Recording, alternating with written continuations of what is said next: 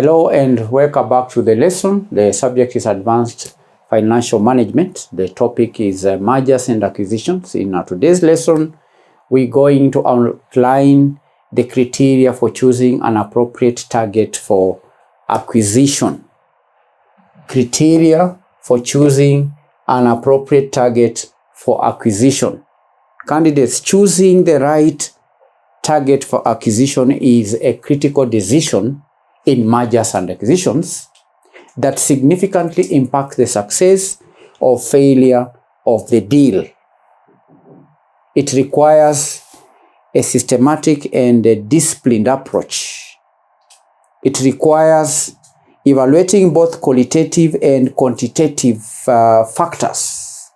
In this lesson, we are going to highlight the key criteria for selecting an appropriate acquisition target. And the first point is strategic.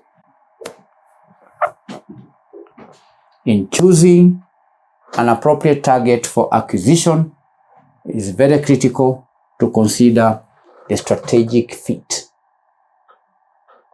This is arguably the most important criterion because the target company must align with the acquiring company's long-term objectives and vision.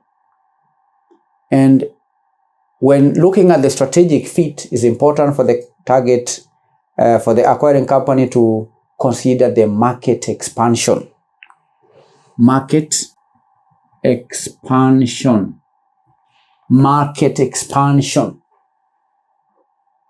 The question that the acquirer has to answer in relation to market expansion is, does the target company help the acquirer enter new geographical markets or consumer segments?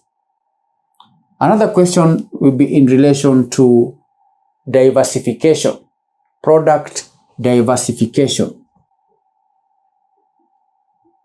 And the question here to answer is, does it add new product lines? Does the target add new product lines?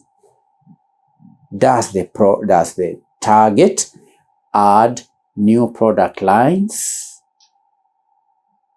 Services or technologies that complement or enhance the acquirer's existing offerings?